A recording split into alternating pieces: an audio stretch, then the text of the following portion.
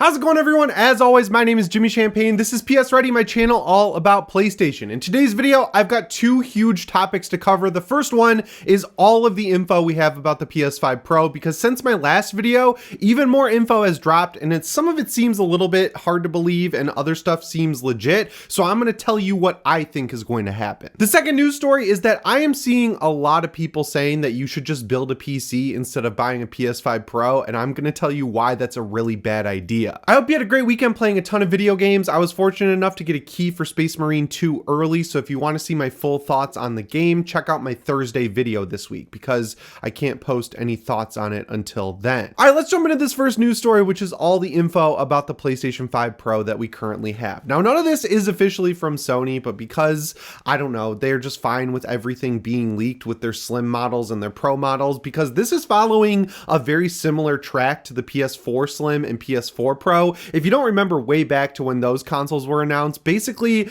someone in the wild was able to get both of those consoles, like actual production units, before they were announced. So we knew everything about both of those consoles before they came out. And while we don't actually have production units in the wild for the PS5 Pro, we're close enough. Like, we have so much info about it that we can really just parse out exactly what this thing is going to be. The first thing we got to talk about is when it's probably going to be announced and when it's probably going to be released. So a lot of leakers have been putting info out there that this thing is going to be announced on September 9th. I'm going to push back on that for one big reason, and that's when the Apple event is going to be, you know, the big event they do every September where they announce the next iPhone, they open up pre-orders, and it's really funny because if you're a YouTuber and you launch videos, it does not matter what lane you're in, whether it's PlayStation, Steam Deck, Halloween videos, which I used to do, tech videos, it does not matter. When that Apple event is on, you can watch YouTube traffic slow down to a crawl in real time, and no one really is on YouTube outside of watching that Apple event. So knowing that this is going to be a huge priority for Sony, I would say the chances of them announcing it on the same day as an Apple event are slim to none, like as close to zero as you can get. So I went back and I looked at when they announced the PS5 Slim, and that actually happened on October 10th. So this year it's a little bit different though, because Tokyo Game Show is happening on September 26th, and Sony is showing up at Tokyo Game Show for the first time in a few years. So if they want to get it announced before then, I would say it's going to be announced between September 9th and September 26th, probably on a Friday, because that's when they announce consoles. That's when they announce the PS5. That's when they announce the PS5 Slim. So in one of those couple Fridays between the 9th and the 26th is when I could see it announced. And for some reason, if they don't want to have it announced before Tokyo Game Show, which I highly doubt for a reason I'll talk about in a second, October 10th is not a Friday this year, it's a Thursday, so October 11th would be the Friday that coincides with the Friday that they announced the PS5 Slim last year. So if you want to believe in them just following patterns and doing what they did last time for the PS5 Slim, October 11th seems like a pretty solid date to announce this thing. The reason though, outside of the fact that they're going to Tokyo Game Show, that I think they're probably going to announce it either at TGS or right before TGS, is because of all those rumors we heard during Gamescom, where every developer who did behind closed doors interviews were basically just telling the press that this game was running on a PS5 Pro. They couldn't actually show the console that the game was running on, but the game was clearly running and looking better than it would on a normal PS5 Pro, and they were like, wow, wouldn't it be great if we were holding our game back to coincide with the launch of new hardware that can run it this good as you're seeing it on the screen right now. And then on top of that, Hideo Kojima has done this before. He actually tweeted out the dev kit for the PS5. He tweeted out something from Death Stranding while he was working on it, because he likes to document all of the game development process of the stuff he's making. He just did that again with Death Stranding 2. He tweeted out that he's constructing the game currently, and the console that the game is running on in the background has a black sheet over it. So, you know, if it's a regular PS5 dev kit, not only have we seen those, they look really cool. They look like VCRs with like a big V on top of them, like Metal Gear Solid 5, but we've also seen them sold in the wild, like that guy a couple months ago who was able to sell one on Facebook Marketplace by calling it a PS5 pizza kit. Like, instead of a dev kit, he made it look like a pizza oven, and it came with a PS5 spatula. So like, if the console for the devs is already out there, it stands to reason that Sony wouldn't make him hide a regular PS5 dev kit with a black sheet, you know? So chances are that he's constructing Death Stranding 2 on a PS5 Pro. So if Tokyo Game Show's coming up, you'd assume that since Kojima Productions is a Japanese game studio, they'd want to have the playable demo for Death Stranding 2. That's probably what he's constructing right now, ready to play at TGS. If he's getting it ready on a PlayStation 5 Pro, that stands to reason that they would want to have the PS5 Pro announced and shown off to people so that they could see the game running on the Pro to really get them excited to pick one up. So I don't think the September 9th date is going to come true, but I think we'll probably see it before Tokyo Game Show, just so they can show off some games with it, you know, see this thing actually running games, because that's what they're going to have to do to convince people to buy it. It just makes sense. The next thing we got to parse out is the release date. So the rumored release date that's going around is December 6th, and I'm honestly a little bit skeptical of that too, because it's after Thanksgiving. You'd think they'd want to get it out before Black Friday, because with the PS5 Slim, they released that only in bundles. So when I went and bought my PS5 Slim last year, I had to go to GameStop and I had two options. I could get it with the Spider-Man 2 bundle or a Modern Warfare 3 bundle. I had Spider-Man 2, so I did Modern Warfare 3. That was the only way to buy it. They didn't even release the digital edition on that day. You could only get the disc drive version for $500 with Modern Warfare 3, and that's exactly what I did. So knowing that they'll probably want to get it out before Thanksgiving, before Black Friday, to really take advantage of that holiday shopping period, that only leaves a couple of dates. So going down the line of thinking that they'd want to get it out before Black Friday, I think that immediately gets rid of December 6th as an option. So looking at Thanksgiving this year, Thanksgiving is November 28th, which would mean Black Friday is November 29th. They could release it on Black Friday. I think that would be absolutely insane. Like, people are already going to be out and about trying to get all these holiday deals so they can get their Christmas shopping done early. I don't think Sony's going to want to pile on top of that by also releasing a console on Black Friday. So I would say it'll come out the week before Black Friday on the Friday, and then they'll have the whole week to get this thing out into the wild and sell out for Christmas, because around that time, Black Friday, that's when people, you know, let the, what do you call that? Opportunistic shopping or something, like they have bad impulse control. That's when you want this thing in the store, right? Like, if you have enough of them already made where there's not going to be supply shortages on this, like the original PS5, you want this thing sitting on the shelf on Black Friday, because, you know, some mom might be sitting there in the store, or some grandma saying, oh, you know, little Jimmy, he was so good. He got all straight A's. He was on the honor roll. He might be valedictorian this year. I might just spend a little bit more money on him for Christmas this year and get him the PlayStation 5 Pro. Speaking of grandmas, they don't know what consoles are. You know, they get your parents to go buy it, and then they give your parents the money for it. You could see this whole situation happening where your grandma follows your mom out on Black Friday and says, hey, I want to spend a little bit more money on my kid this year. What should I get him? The mom says, oh, he wants a PlayStation 5. And then the nice little Best Buy employee says, hey, I get a little bit more commission if I sell a PS5 Pro instead of a regular PS5 Slim. So they kind of like do a little trickery on the grandma to get her to spend a little bit more money on a PS5 Pro for their great little grandson. And you've seen this happen before, right? Like, my grandma totally got tricked into buying me a Nintendo Wii with more stuff from GameStop. Like, she bought me a bundle with a bunch of games that GameStop constructed instead of just buying the console for me for Christmas. So you could definitely see that playing out, which is why I don't think that December 6th date is really going to make a lot of sense. I think it's going to come out either the week of Thanksgiving, like Monday or Tuesday, maybe Wednesday, and then it'll be in stores for Black Friday, or it'll come out the week before Black Friday so they can take advantage of all the parents and all the grandmas who just want to do a nice thing for their kid for Christmas. The next point on the list is price. Now, this is where things get a little bit dicey because it's obviously going to be more expensive. Traditionally, you would see a price drop on the mainline console, but as Sony has said multiple times, they literally can't afford to drop the price of the PlayStation 5 yet because of how expensive components still are. And if you want evidence for that, just look at how things are in Japan right now. Like, Sony is being very aggressive around the world with the price of the PlayStation 5, trying their best to keep it at least breaking even, if not a little bit profitable. So when the yen is down, they've got to raise the price by around the equivalent of $91 in the US, and they just did that with the regular PS5. So if they were planning on dropping the price of the original PS5 to coincide with the launch of the PS5 Slim, chances are they're not going to do that because they're raising the price just 2 or 3 months before the thing even comes out. And I would expect to see those price increases happen all over the world based on how those different dollars or euros or whatever currency you want to use in whatever country you live in are increasing compared to the dollar. It just makes sense. So I don't think they're going to drop the price of the PS5, which will keep it at around $500. They obviously can't charge like just $50 more for 2 times the performance or whatever the marketing is going to be on the PS5 Pro. So I think the $699 price for the disk drive enabled version and the $599 price for the digital version just makes a lot of sense. Like, they need that $100 gap. They can't do this $50 difference game that they're doing with the PS5 because they want people to buy this console, and they know there aren't a lot of games right now to get people hyped to buy consoles, so they've got to go back to being aggressive with the price. And when you're spending $600 or $700 on the thing, the difference between $650 and $700 is negligible. They don't want a bunch of digital versions sitting on store shelves because people are saying, oh, I'm just going to spend the extra $50 to get the disk drive enabled one.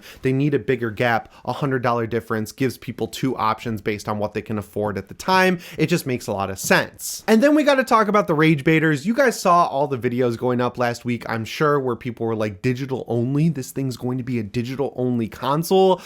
I'm telling you right now, they all don't think that. They're just doing that for the click, for the views. That everyone knows that this thing is going to have 2 SKUs. Like the original PS5, you had the digital model and the disc model. There's a $100 difference. The PS5 Slim, you got the digital model, you got the disc model. There's like a $50 or $60 difference. There is no reality in which Sony is just releasing 1 SKU of this console because they put a ton of R&D time into making a disc drive that clips on. And when we've seen the design of the PS5 Pro, it looks almost identical to the PS5 Slim. And I think the biggest reason for that is because they want to make sure you can attach a disc drive to the side of it, right? Like, they want to make sure that all these faceplates that work with the PS5 Slim also work with this console, and they want to be able to sell you this $84 disc drive attachment so they can make money on you again if you buy the digital model and say, oh, all of my PS4 games, all of my disc-based PS5 games, I need the disc drive. I didn't know I needed the disc drive when I bought this console and decided to save $100, so I'm going to go on PlayStation Direct and spend $85 on an attachable disc drive. They want that extra money. There's no way this thing is going to have a blocked off disc drive attachment. I can promise you that. So yeah, that kind of rounds out all the info that we have about the PS5 Pro. I'm excited for it. I want better performance. I want new hardware. I really hope this thing ships with the new DualSense that leaked earlier this year that has double the battery life. It would make a lot of sense, but we know Sony is making a lot of money on accessories, so I'm totally not ruling out the idea of them, you know, releasing the console with the original DualSense and then next January or something like that, announcing the DualSense V2 that costs $80 or $90 and has double the battery life. Then they can capitalize not only on the people who bought PS5s for the past 4 years or so, but they can also capitalize on the people who bought a PS5 Pro. Because if you're playing a lot of games, having double the battery life, especially with how bad the battery life is in the DualSense, that's going to be a no-brainer purchase for so many people. Anyway, that brings us to the second news story here, which is me debunking this thing going around where people are saying don't buy the PS5 Pro for $700, just build a PC for the same price. And I am here today to tell you that is a very bad idea. So if you didn't know, I split my time pretty much 50-50 between PC and PS5. I play multiplayer stuff mostly on PC because that's where all my friends are, and anything cinematic, single player stuff I want to play on a big TV, I de facto buy that on PS5 because the PS5 just runs games so good that there's really no difference a lot of the time, even with my beefy PC. So when you're building a PC, the most important component you have to pay attention to is the CPU and the graphics card. I know a lot of PC people out there are going to get mad, and they really shouldn't, because this is just a fact. The most important thing for resolutions and higher settings and everything like that is the graphics card, and that traditionally is the most expensive part of a PC. And the reason that's the most important is because it's pushing the graphics. So if you have a high-powered graphics card, you're going to be able to get higher resolutions, and you're going to be able to get higher settings in the games. And if you have a good CPU, you're going to be able to get higher frame rates and less stuttering because the CPU can load in different parts of the level faster. It can calculate what's going on with the AI. It can do all that background test type stuff that the graphics card isn't really working on. You know, the graphics card is working on building out the textures and everything like that, while the CPU is handling how the game actually works. So those are the two most important and generally most expensive components when it comes to a PC. Now, if you want to build a $700 PC, the graphics card you're going to get is a 4060. Now, there are definitely cheaper cards out there. There are lower end cards that don't run as good, but the 4060 is the one where you're in the middle ground of sitting right between high performance and high cost effectiveness. So it's like a good all around card. Now, you can go on YouTube, you can look up videos of PCs that use these cards, and there'd be like a big compilation of testing out different games at different resolutions. If you look at 4K, which is where the PS5 generally tries to sit with upscaling, a lot of games like Elden Ring, Red Dead Redemption 2, Cyberpunk 2077, if you're playing at that high resolution, even with upscaling, which is what both the PS5 and PS5 Pro use, you're going to be sitting at between like 27 and 35 FPS. It doesn't really matter what settings you use at that high of a resolution with upscaling or not, you're really just sitting in the 30 FPS range. That's where you're going to live. You're not going to be able to get 60 FPS with a 4K monitor. Just not going to happen. At 1080p, it's a different story. You can probably play most of the games I just mentioned at around 60 FPS, but you're going to see frame drops, you're going to see stuttering, you're going to see all of the wonkiness that comes along with you basically maxing out both the CPU and the GPU in your PC. If it was a straight head-to-head test, I think the 4060 would be pretty comparable to the current PS5. Maybe a 4070 would be comparable to the PS5, but what you got to consider is that when you're playing games on PC, you're using Windows, which is not built for gaming. You can game on Windows, but it's an operating system that's built to be your personal computer. So when you're playing games, there's a ton of different stuff running in the background that you can't quit, you can't force close. It's using up the resources of your CPU, your GPU, your RAM. So even if you have the exact same components in your PC, performance-wise, as your PlayStation 5, most of the time you're going to see less performance out of the PC because of all that stuff running in the background. Whereas the PlayStation, the operating system is super light, so it can take advantage of every component just for gaming. So it'll get a little bit of an edge with comparable parts, which makes a lot of sense. Like if you want more evidence of this, go look up the video where Digital Foundry was able to get the actual motherboard and APU that runs the Xbox Series X, because you can buy that in China and make a PC with it. You get pretty much worse performance across the board than the Xbox Series S because of the operating system you have to use on PC, which is Windows. So if you wanted to build a PC that has the performance levels of a PlayStation 5, like you get really good streamlined textures, you get 60 FPS, you get a lot of gameplay with no stuttering, you get upscaled resolutions, you get all of the good stuff that comes with PlayStation gaming. I couldn't really find an exact number because once you start getting into more expensive parts, you can use different components and the price varies wildly, but you're going to be spending at least $1,200 to $1,300. So you're basically doubling the price of the PS5 Pro to get similar performance, and that's just for the PC. If you want to build a whole new setup for that actual computer, you got to buy a keyboard, you got to buy a monitor, you got to buy a mouse. You're probably going to want a USB-C hub to charge your stuff and be able to take advantage of the ports on your PC. You might even have to buy a desk. So the cost of building a brand new PC from scratch, if you're just a console gamer, it far extends past the actual cost of a console. Because if you're buying a PlayStation 5 Pro and you're watching this channel, chances are you already have a PlayStation at least 4 or PS4 Pro or PS5, and you already have a TV. You want that plug and play setup. You buy the console, you can take advantage of all the games you already own as well, and you're just going to spend the $700 and be good to go, versus a PC where not only do you have to buy all that extra stuff I talked about, but then you got to rebuild your library on Steam. Even with Steam sales and sites like Green Man Gaming, you're still going to be spending a ton of money to rebuild your library of games to play on PC. So no, if you have a PlayStation, if your whole library is built up on the PlayStation ecosystem, do not buy a gaming PC. Just get the PS5 Pro and enjoy that, because it's going to be a better experience and a cheaper experience across the board entirely. If you've got a bunch of money to burn, like you've got $2,000 or $3,000, I'd go full fat and just get the best graphics card you can get.